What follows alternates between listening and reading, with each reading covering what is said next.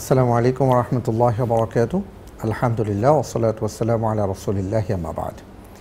প্রিয় দর্শক, আপনাদের সবাইকে অনেক অনেক মোবারকবাদ জানাচ্ছি আর শুরু করছি আমাদের নিয়মিত আয়োজন আপনাদের জন্য আল আরাফা ইসলামী ব্যাংক নিবেদিত আলোর পথে। আলহামদুলিল্লাহ, আমরা আজকের পর্বে একটা গুরুত্বপূর্ণ বিষয় নিয়ে আলোচনা করতে চাই, জানতে চাই, জানাতে চাই। আর সেই বিষয়টি হলো, রমজান যেহেতু শেষের দিকে, ইনশাআল্লাহ তাআলা আমরা সবাই চিন্তা করছি সাদাকাতুল ফিতর আদায় করব। সাদাকাতুল ফিতর আমরা কিভাবে আদায় করব, কি দেয়া উচিত এবং কিভাবে দেয়া উচিত, কখন দেয়া উচিত, কখন দেয়া উচিত নয়, সব বিষয় নিয়ে আজকে আলোকপাত করার প্রয়াস রাখি ইনশাআল্লাহ। এ বিষয়ে কথা বলার জন্য আমাদের মাঝে উপস্থিত হয়েছেন বিশিষ্ট ইসলামী চিন্তাবিদ, লেখক, গবেষক, তরুণ দাঈ ইলাল্লাহ এবং দৈনিক নয়া শতাব্দীর সিনিয়র সহ সম্পাদক মোহতারাম মাওলানা আলী হাসান তৈয়ব হাফিজাহুল্লাহ। আসসালামু আলাইকুম ওয়া রাহমাতুল্লাহ। ওয়া আলাইকুম আসসালাম ওয়া রাহমাতুল্লাহ। কেমন আছেন মোহতারাম? আলহামদুলিল্লাহ, হাইয়াকুমুল্লাহ। আপনি কেমন আছেন? আল্লাহু ইবারিক ফিক। অনেক অনেক ধন্যবাদ। আমি ভালো আছি আলহামদুলিল্লাহ। জাযাকাল্লাহু খায়র। শুকরান। বারাকাল্লাহু ফিক। আমি একটু আগে বলছিলাম যে ইনশাআল্লাহ তাআলা আজকে আমরা সাদাকাতুল ফিতর নিয়ে আলোচনা শুনতে চাই, কারণ হচ্ছে যে ইতিমধ্যে রমজানের আর কয়েকটা দিন আমাদের সামনে বাকি আছে। তো আপনি প্রথমে যদি বলেন যে আমরা আসলে সাদাকাতুল ফিতরটা কি দেব, এই ক্ষেত্রে রাসূল সাল্লাল্লাহু আলাইহি ওয়াসাল্লাম কি বলেছেন, যদি প্রথমে একটু বলেন, তারপরে আমি আরো ধীরে ধীরে প্রশ্নগুলো করব ইনশাআল্লাহ। ইনশাআল্লাহ। আলহামদুলিল্লাহ, নাহমাদু ওয়া নুসাল্লি আলা রাসূলিহিল কারীম। ক্বাদ আফলাহা মান তাযাক্কা ওয়া যাকারা ইসমা রাব্বিহি ফাসাল্লা। عن ابن عمر رضي الله تعالى عنه فرض رسول الله صلى الله عليه وسلم زكاة الفطر صاعا من تمر صاعا من شعير أو إقط إلى آخر الحديث। এই সময়ের জন্য সবচেয়ে গুরুত্বপূর্ণ বিষয় এটাই, আমরা রমজানের শেষে আমরা যখন সিয়াম সাধনা করেছি, এখন আমাদের চিন্তা থাকে রমজানকে বিদায় জানাবো। আর রমজানকে বিদায় জানানো এবং ঈদকে স্বাগত জানানোর আমলটাই হলো সাদাকাতুল ফিতর, যেটাকে হাদিসে বলা হয়েছে জাকাতুল ফিতর, অর্থাৎ সিয়াম ভঙ্গের জাকাত। এবং এটাকে রাসূল সাল্লাল্লাহু আলাইহি সাল্লাম যে কয়টা হাদিসে বলেছেন, তার থেকে তিনজন সাহাবী মূলত হাদিসটা বর্ণনা করেছেন। একজন হলো আব্দুল্লাহ ইবনে ওমর রাদিয়াল্লাহু তাআলা আনহু, আরেকজন আবু সাঈদ খুদরি রাদিয়াল্লাহু তাআলা আনহু এবং আরেকজন হলেন ইবনে আব্বাস রাদিয়াল্লাহু তাআলা আনহু। এই তিনজন থেকেই অনেকগুলো হাদিস এসছে, যেখানে আমরা এই সাদকাতুল ফিতরের উদ্দেশ্য কি, কখন দেওয়া উচিত, কারা পাবে, মানে এই সংক্রান্ত বিধানটা এখানে পাই। তো সবগুলো হাদিসেই যে কমন শব্দটা আছে, সেখানে খাদ্যের পরিমাণ রাসূল সাল্লাল্লাহু আলাইহি ওয়াসাল্লাম বলেছেন সাআন। একটা হাদিসে নিসফে সা আছে, সেটা গমের কথা। সুতরাং আমরা সাদকাতুল ফিতরের প্রথম কথা হলো যে এটা ওই দিনের জন্য মানুষের মানে খাবার, ঈদের দিনের জন্য, ঈদের দিনে, যেটা আব্দুল্লাহ ইবনে আব্বাস রাদিয়াল্লাহু তাআলা আনহুর বিখ্যাত হাদিস বুখারীতে এসেছে যে তু'মাতান লিসাইমি মিনার রাফাস মিনাল লাগবি ওয়ার রাফাস ওয়া তু'মাতান লিল মাসাকিন। তো রোজাদার ব্যক্তিদের জন্য এটা হলো তোহরাতুন, রোজায় যে ত্রুটি হয়েছে সেটাকে রিপেয়ার করবে, সেটার ক্ষতিপূরণ করবে, সেটাকে পবিত্র করবে এই সাদকাতুল ফিতরের মাধ্যমে। আর ওয়া তু'মাতান লিল মাসাকিন, এবং গরিব লোক যারা আছে তারা ঈদের দিনে যেন হাত না পাততে হয়, এজন্য এটা ঈদের নামাজে যাওয়ার আগে দেওয়ার কথা বলা আছে। ওই ইবনে আব্বাস রাদিয়াল্লাহু তাআলা আনহু হাদিসটার মধ্যে আছে ফামান আদ্দাহা ক্বাবলা আস-সালাতি ফাহিয়া যাকাতুম মাকবুলা ওয়া মান আদ্দাহা বা'দা আস-সালাতি ফাহুয়া সাদাকাতুম মিনাস সাদাকাত। যে ব্যক্তি এটাকে নামাজের আগেই দিয়ে দিবে, সেটা হলো এই দিনের যে কাঙ্ক্ষিত যাকাতুল ফিতর বা সাদাকাতুল ফিতর, বা আমরা যেটাকে বলি ফিতরা, তাহলে সেই ফিতরাটাই আদায় করলো। আর যদি নামাজের পরে দেয়, তাহলে এটা জেনারেল দানের মধ্যে চলে যাবে। তো এই ঈদের নামাজে যাবার আগে কেন দিতে বলা হচ্ছে? কারণ ঈদের নামাজে যাওয়ার আগে আমাদের বাসায় রান্নাবান্না হয়ে যায়, এবং এই ঈদের দিনের একটা সুন্নতের মধ্যে আছে রাসূল সাল্লাল্লাহু আলাইহি ওয়াসাল্লাম মিষ্টি মুখ করে খেয়ে যেতেন। তো সুতরাং তার বাসায় রান্না যেন ঈদের নামাজে যাওয়ার আগে গরিবদের বাসায় রান্না হয়ে যায়, তাই তার আগেই তাদের খাবারের ব্যবস্থা করে দেওয়া আমাদের সচ্ছল লোকদের, সেটা হলো করণীয়। তো এখানে বারবার যে জিনিসটা আসছে খাবার জিনিসটা, খাদ্যশস্য দিয়ে। এবং আবু সাঈদ খুদরি রাদিয়াল্লাহু তাআলা হাদিসে এই শব্দটা আসছে মানে তুআমান, সাআম মিন তুআমিন।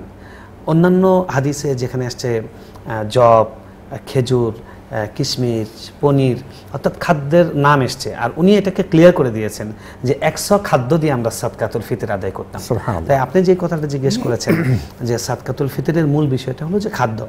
এখন খাদ্যের বিকল্প কিছু বা খাদ্যের মূল্য দেয়া যাবে কি যাবে না, এটা নিয়ে পরবর্তী একটা বিষয় তাহলে আমরা আপনার কাছ থেকে পেলাম, সেটা হলো যে আমরা অবশ্যই ঈদের সালাতে যাবার আগে এটা আমরা আদায় করব। আচ্ছা, এটা কখন আদায় করা উত্তম? জি, আমরা এই হাদিসটাই যে ইঙ্গিতটা পাচ্ছিলাম যে এটা ঈদের সালাতে যাওয়ার আগে। বাকি ইবনে ওমর রাদিয়াল্লাহু তাআলা আনহুর আমল থেকে আমরা দেখি যে তিনি 2 দিন 3 দিন আগেও দিতেন। সেখান থেকে বিজ্ঞ স্কলার যারা আছেন, হাদিস বিশারদ, ফিকহ বিশারদ যারা আছেন, তাদের মাসালাটা হলো যে রমজানের 1-2 দিন আগে থেকে, শেষ হবার 2-3 দিন আগে থেকে দেওয়া যাবে, কিন্তু শেষটা হলো যে ঈদের সালাতে পড়তে যাওয়ার আগে যেন আমরা দিয়ে দিই। এমন না যে ঈদের নামাজ পড়ে ফকিররা দাঁড়িয়ে আছে ঈদগাহে আমরা তাদেরকে দিলাম, না, এটা নয়, বরং তাদের আগেই দিয়ে দেওয়া, যেন ওদিন তাদের চাইতে না হয়, হাত পাততে না হয়। শেখ হুসাইন রাহিমাহুল্লাহ সৌদি আরবের গ্র্যান্ড মুফতি ছিলেন, উনি এই কথাটা বারবার জোর দিয়েছেন যে ওই দিন যেন তাদের ভিক্ষা করতে না হয় এবং তাদের যেন খাবারের জন্য হাত না পাততে হয়, সেজন্য খাদ্যশস্য দিয়ে উৎসাহিত করা হয়েছে। যদিও খাদ্যশস্যের ছাড়া মূল্য দিয়ে দিলে সেটাও হবে। শেখ আবদুল্লাহ মুতলাক হাফিজাহুল্লাহ এই সময়ের সৌদি আরবের সবচেয়ে বড় মুফতি, স্থায়ী ফতোয়া বোর্ডের সদস্য, এবং ওনাকে বলা হয় হারামাইনের ইমামদের শিক্ষক। তার বিখ্যাত ফতোয়া আছে, তিনি বলেছেন যে এই যুগে মানুষকে শস্যর বদলে যদি মূল্য দিয়ে দেওয়া হয় তাহলে তাদের প্রয়োজন মেটানোর জন্য এটা বেশি পারফেক্ট, আর যদি আমরা খাদ্য দিয়ে দিই এটা হাদিসের সাথে বেশি পারফেক্ট, হাদিসের সাথে বেশি অ্যাপ্রোপ্রিয়েট। আর মানুষের প্রয়োজন মেটানোর দিকে যদি দেখি তাহলে যদি মূল্য দিয়ে দেওয়া হয়, বিশেষ করে আমাদের উপমহাদেশের প্রেক্ষাপটে আমরা ঈদের দিন বিভিন্ন মুখরোচক খাবার রান্না করি, সেই জিনিসটা তারা করতে পারবে। বা অনেকে আছে তাদের প্রয়োজন অন্য কিছু, হয়তো ওষুধ খেতে হয় বা মেয়ের বাড়িতে কিছু দিতে হয়, এরকম অন্য প্রয়োজন আছে, তারা মেটাতে পারবে, অবকাশ আছে। এবং সাহাবীদের মধ্যেও এই আমলটা পরবর্তীতে আছে, যদিও এটা নিয়ে স্কলারদের মধ্যে মতবিরোধ আছে। কোনো স্কলার বলেছেন খাদ্য দিয়ে দিতে হবে, না দিলে হবে নয়। কিন্তু আমরা মূল বিষয়টি পেয়ে গেলাম, আপনি যেটা বলেছেন যে আমরা খাদ্য দেব ইনশাআল্লাহ, এবং পাশাপাশি এটা আমরা আগে দেবার চেষ্টা করব, যদি কেউ অর্থ দেন সেটাও জায়েজ আছে। আরেকটা বিষয় আপনার কাছে জানতে চাওয়া, সেটা হলো যে এখানে তো হাদিসের মধ্যে সাআন শব্দটা ব্যবহার করা হয়েছে, এটার পরিমাপটা কি যদি একটু বলেন? যে যেটা রাসূল সাল্লাল্লাহু আলাইহি ওয়াসাল্লামের যুগের যে সময়কার ওটার এখনকার মাপে যদি আমরা দেখি তাহলে 100 সমান হয় 3 কেজি 275 গ্রাম, মানে 3.5 কেজি, 3.5 কেজির একটু কাছাকাছি এরকম। তো 3.5 কেজি পরিমাণ খাদ্যশস্য, কথা আমরা যে চাউল খাই, যিনি মিনিকেট খান মিনিকেট, যিনি নাজির শাইল খান নাজির শাইল, যিনি আঠাশ খান আঠাশ, উত্তম হয় যে ওই চাউল দিয়ে যদি আমরা দেই তাহলে খাদ্য দিলাম, কিংবা যদি মূল্য দিতে চাই ওই চাউলের এরকম 3.5 কেজি চাউলের মূল্য ধরে। বাকি আমাদের বাংলাদেশে একটা প্রচলন আছে যে ইসলামিক ফাউন্ডেশন একটা ঘোষণা করে, সেখানে তারা যেটা করেন যে গমের কথাটাও আছে হাদিসের মধ্যে, একটি হাদিস আবু দাউদের বর্ণনা গমের কথাও আছে, এবং গমের মধ্যে নিসফে সা আছে। তো নিসফে সা মানে এটার অর্ধেক। তখন আসলে অন্যান্য সব মূল্য থেকে এটার দাম বেশি ছিল, এখন কিন্তু উল্টা হয়ে গেছে। তাই আমাদের যদি আমরা চিন্তা করি যে সবচেয়ে কম দামি যেটা গমটাই এই 6টা পণ্যের মধ্যে গমটাই সবচেয়ে কম দামি এখন এটা দিচ্ছি এবং দেওয়ার সময় আমরা অর্ধ সা দিচ্ছি, তাহলে এটা কিন্তু আসলে এটা তো আমরা আল্লাহকে খুশি করার জন্য দিচ্ছি, এবং আমাদের রোজার যত ভুল ত্রুটি আছে সেটা এটার মাধ্যমে সারবে এবং গরিবদের প্রয়োজন মিটবে। তো সুতরাং আল্লাহকে খুশি করার জন্য দিচ্ছি, এটা তো ইবাদা। আমাদের চেষ্টা করা উচিত আল্লাহ যেটাতে খুশি হবেন, আল্লাহ খুশি হবেন গরিবদের অভাব মোচন করলে। এবং আমাদের কবি নজরুলের সুন্দর কথা আছে, তুই আপনাকে আজ বিলিয়ে দে শোনা আসমানি তাগিদ, আমার রমজানের রোজার শেষে এলো খুশির ঈদ। তো রমজানের এই রোজার শেষে খুশির ঈদটা যেন সবার মুখে, খুশিটা যেন সঞ্চারিত হয় সবার হৃদয়ে, সবার মুখে যেন হাসি ফোটে, সেটার জন্য আমাদের উচিত যে একসা কমপক্ষে নিশ্চিত করা। অর্থাৎ আমরা আসবো আরো ইনশাআল্লাহ তাআলা একটা বিরতির পরে। প্রিয় দর্শক, আমরা আজকের পর্বে সাদাকাতুল ফিতরের আদ্য পান্ত নিয়ে কথা শোনার চেষ্টা করছি ইনশাআল্লাহ তাআলা। এই বিষয়ে আরো কথা শুনব বিরতির পর, আমাদের সাথেই থাকুন।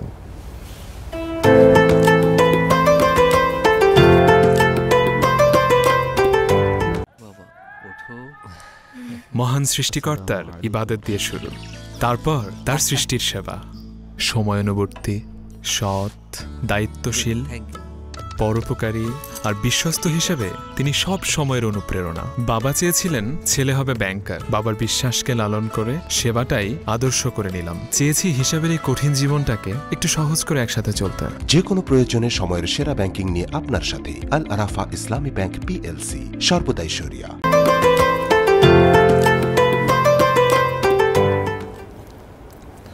বিরতির পর আপনাদের সবাইকে সাদর আমন্ত্রণ জানাচ্ছি। প্রিয় দর্শক, আপনারা দেখছেন আলোর পথে নিবেদনে আল আরাফা ইসলামী ব্যাংক পিএলসি।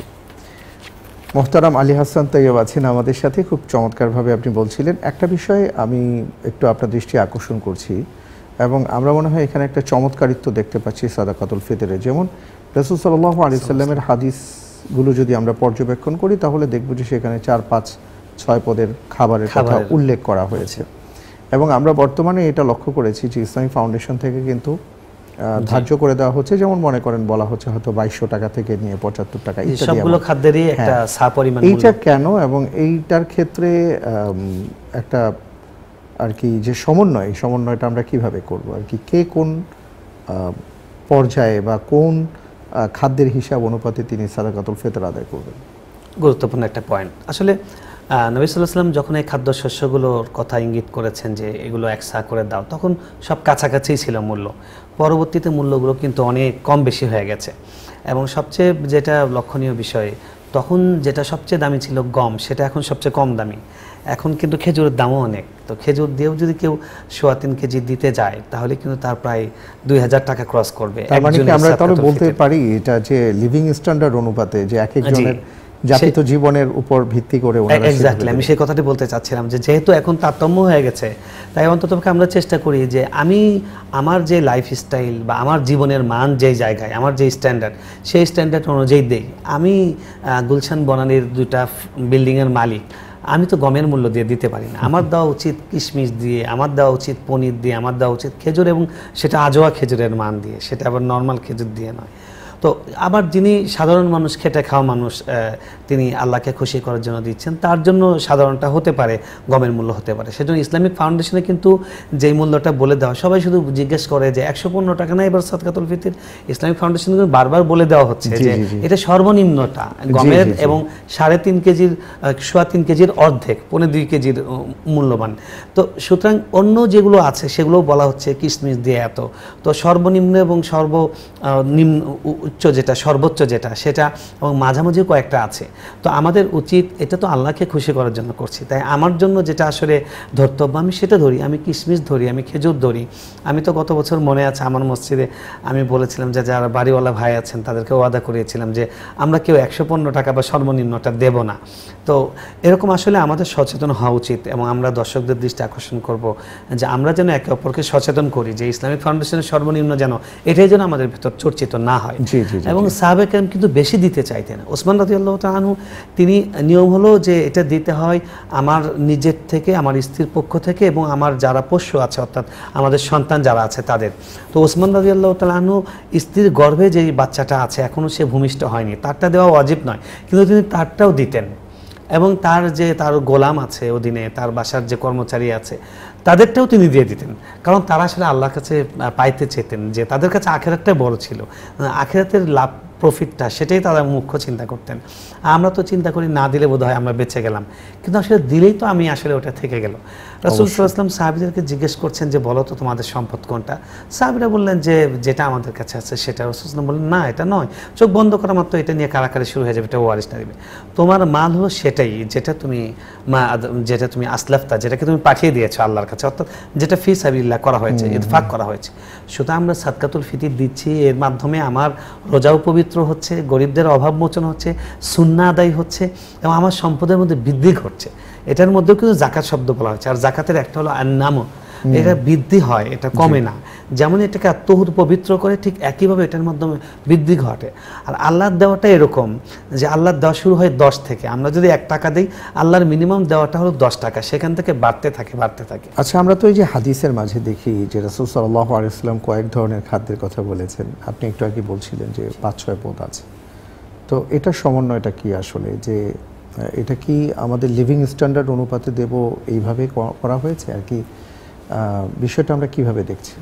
জি, ধন্যবাদ। আসলে যখন রাসূল সাল্লাল্লাহু আলাইহি ওয়াসাল্লাম এটা দিয়েছেন তখন তো কাছাকাছি ছিল, খুব বেশি ডিস্টেন্স ছিল না এক একটার থেকে আরেকটার মধ্যে। কিন্তু পরবর্তীতে যখন পার্থক্যটা হয়ে গেল তখন কিন্তু আমাদের জন্য ওলামায়ে কেরাম সমন্বয় এভাবে করে দিয়েছেন যে গরিবের লাভ কোনটাতে হবে। তো গরিবের লাভটা এভাবে নিশ্চিত করা যায় যে আমরা যার যার জীবন মান অনুযায়ী যদি আমরা সেটাকে নির্ধারণ করি। এখন একটা মানুষ দেখা গেছে যে বাংলাদেশের এলিট এলাকার, উনি অনেকগুলো বাড়ির মালিক, তিনি যদি ওই গমের মূল্যে 2.25 কেজি দেন, তাহলে তো এটা তার নিজের নামের প্রতি অবিচার করা হয় এবং গরিবকেও ঠকানো হয়। এই জন্য ইসলামিক ফাউন্ডেশন থেকে কিন্তু যখন ঘোষণা করে আমাদের প্রত্যেক বছর রমজানে, তারা কিন্তু বলে সর্বনিম্নটা এত এবং সর্বোচ্চটা এত, এবং 6টা দিয়েই মূল্য বলে দেয়। কিন্তু আমরা পুরা জাতি আমরা আসলে আখিরাতের ব্যবসার ক্ষেত্রে আমরা মনে করি যে আমরা ফতুর হয়ে যাই, আর দুনিয়ার ব্যবসার মধ্যে আমরা সবাই লাভবান হতে চাই। সাহাবীদের কাছে তো এটা উল্টা ছিল, তারা দুনিয়ার ব্যবসাকে গুরুত্বই দিতেন না, আখিরাতের ব্যবসাকে সর্বোচ্চ গুরুত্ব দিতেন। সেজন্য দেখা যায় যে সবাই ওই সর্বনিম্নটা নিয়ে ব্যস্ত, অথচ আমাদের উচিত হলো যিনি সর্বনিম্ন উপার্জন দিয়ে যিনি সাদকাতুল ফিতর আদায় করছেন তিনিও যেন দিতে পারেন, তিনিও যেন সওয়াব থেকে মাহরুম না হন, তিনি সেটা দিয়ে দিলেন, তিনি সর্বনিম্নটা দিলেন। তারপরে আমরা চেষ্টা করব যে আমি কোনটা দিয়ে দিতে পারি, আমার পক্ষে আলহামদুলিল্লাহ সম্ভব সর্বোচ্চটা দেওয়া, তাহলে আমি সেটা দিই। কারণ এটা তো আমি দিচ্ছি মানে আল্লাহর কাছ থেকে আমি কমপক্ষে 10 গুণ করে ব্যাক পাচ্ছি, এবং আখিরাতে তো এটা যা আছে এবং আমার রোজা পবিত্র হচ্ছে। আমরা দেখি যে ওসমান রাদিয়াল্লাহু তাআলা আনহু তিনি কি করেছিলেন, তিনি তো যে বাচ্চা ভূমিষ্ঠ হয়নি, হয়তো 2-1 মাসের মধ্যে ভূমিষ্ঠ হবে, তিনি তার পক্ষ থেকেও সাদাকাতুল ফিতর দিয়েছেন, অথচ তার পক্ষ থেকে দেওয়া ওয়াজিব নয়, যে ভূমিষ্ঠ হয়েছে তার জন্য। ঈদের দিন যিনি ঈদগাহে যাওয়ার আগে ভূমিষ্ঠ হবেন সেই বাচ্চার পক্ষ থেকে, কিন্তু তিনি সেটাও দিয়ে দিয়েছেন, কারণ চাইতেন যে এটা তো আমি দিচ্ছি মানে আমার বাড়ছে, আমার কমছে না। আল্লাহ সুবহানাহু ওয়া তাআলা যেটা বারবার করে বলেছেন, মানজাল্লাযী ইউকরিদুল্লাহা কারদান হাসানা, কে আল্লাহকে দিবে, ফায়ুদাইফাহু, আল্লাহ বলছে যে আমি সেখান থেকে অনেক গুণ বাড়িয়ে দিব। আর দিচ্ছি কারটা, আল্লাহ বলছেন ওয়া মিম্মা রাযাকনাকুম, আমি তোমাদেরকে যা দিয়েছি সেখান থেকে আনফিকু মিম্মা রাযাকনাকুম, আমি যেটা দিয়েছি সেখান থেকে দাও। তো আল্লাহটা আল্লাহকে দিচ্ছি।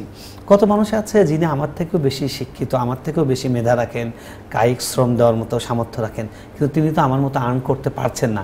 আল্লাহ আমাকে সেই পরিস্থিতি, সেই ব্যাকআপ, সেই ক্যাপাসিটি আল্লাহ দিয়েছেন। সো আমি আল্লাহকে যখন দিচ্ছি খুশি মনেই দেওয়া উচিত। এবং সাদকাতুল ফিতর ছাড়া জাকাতের মধ্যে একটা কথা আছে, রাসূল সাল্লাল্লাহু আলাইহি ওয়াসাল্লাম বলেছেন যে 3টা আমলের মাধ্যমে মানুষ ইমানের স্বাদ পায়, মুসনাদে আহমদের হাদিস। তার মধ্যে একটা আছে, যে ব্যক্তি তার জাকাত দেয় তাইবাতান বিহা নাফসুহু, তার অন্তর খুশি, উনি খুশি মনে দিচ্ছেন। তো প্রশান্ত চিত্তে, প্রসন্ন চিত্তে আজ আমরা দিচ্ছি, তার প্রমাণ হবে আমি বেশিটা যদি দেওয়ার চেষ্টা করি। অনেক ধন্যবাদ মোহতারাম। আর সবশেষে একটা বিষয় একটু জানতে চাই, যেটা টাচ না করলে নয়, সেটা হলো আমাদের দেশে আমরা অনেককেই দেখি যে ওনারা ভাবেন যে ঈদের পরে গ্রামের বাড়ি যাবেন, তখন ওনারা ফিতরাটা দেবেন। এক্ষেত্রে আপনি কি বলবেন? খুবই বাস্তবসম্মত একটা প্রশ্ন। আমি দেখেছি ছোটবেলায় যে খুব ঈদের 4 দিন 5 দিন পরেও গ্রাম থেকে লোকে আসতে, আম্মা দিয়ে দিতেন, ফিতরার টাকা ভেঙে ভেঙে দিতেন।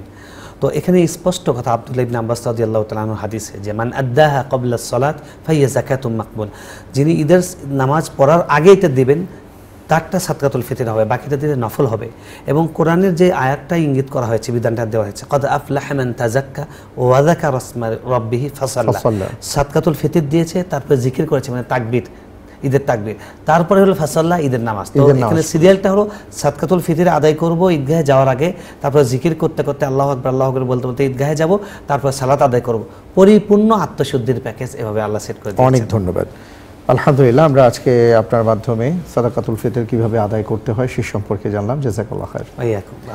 প্রিয় দর্শক, আমি আশা করছি এবং বিশ্বাস করি যে মোহতারামের কাছ থেকে যে কথাগুলো শুনেছি নিশ্চয়ই আমরা উপকৃত হয়েছি, এবং সেইভাবেই আমরা সাদাকাতুল ফিতর আদায় করার চেষ্টা করব। আর সবচেয়ে বড় কথা হলো সাদাকাতুল ফিতর আদায়ের 2টি কল্যাণের দিক রাসূল সাল্লাল্লাহু আলাইহি সাল্লাম ঘোষণা করেছেন।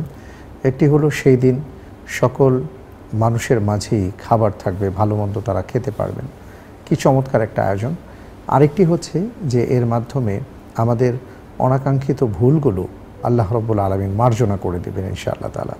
তাই আমরা আসুন সঠিক সময়ে সাদাকাতুল ফিতর আদায় করার চেষ্টা করি। আল্লাহ তাআলা তৌফিক দান করুন, আমিন। অনুষ্ঠানের শেষ পর্যায়ে, শেষ করার আগে আপনাদের জন্য আমাদের আজকের পর্বের জ্যাকপট প্রশ্ন, আর তা হলো সাদাকাতুল ফিতর আদায় করার সঠিক নিয়ম কি?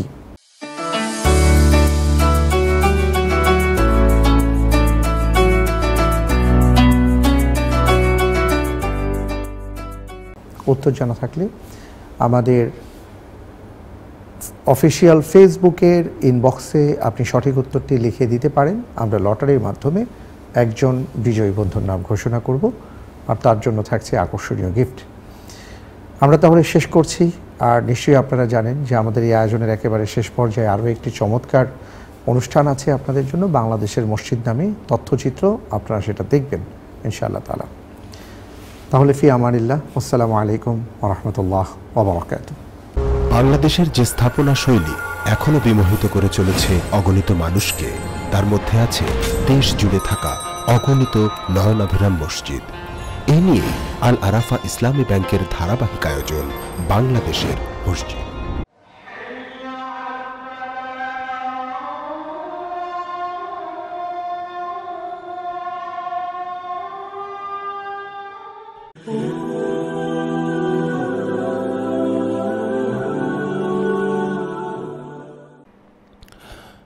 জিলাতপুর 3 গম্বুজ গায়েবী মসজিদ। জিলাতপুর 3 গম্বুজ গায়েবী মসজিদ সিলেট বিভাগের মৌলভীবাজার জেলায় অবস্থিত একটি প্রাচীন 3 গম্বুজ বিশিষ্ট মসজিদ। মসজিদটি মৌলভীবাজার জেলার শ্রীমঙ্গল উপজেলার আশিদ্রন ইউনিয়নের 1 নম্বর ওয়ার্ডের জিলাতপুর গ্রামে অবস্থিত। এটি বিলাস নদীর তীরে অবস্থিত। আনুমানিক প্রায় 1000 বছর পূর্বে 1000 খ্রিস্টাব্দে পশ্চিম আশিদ্রন জিলাতপুর গ্রামের এলাকাবাসী বিলাস নদীর তীরে বিশাল জায়গা জুড়ে একটি মসজিদ নির্মাণের উদ্যোগ গ্রহণ করেন। মসজিদটি নির্মাণকে ঘিরে একটি লোককাহিনী রয়েছে।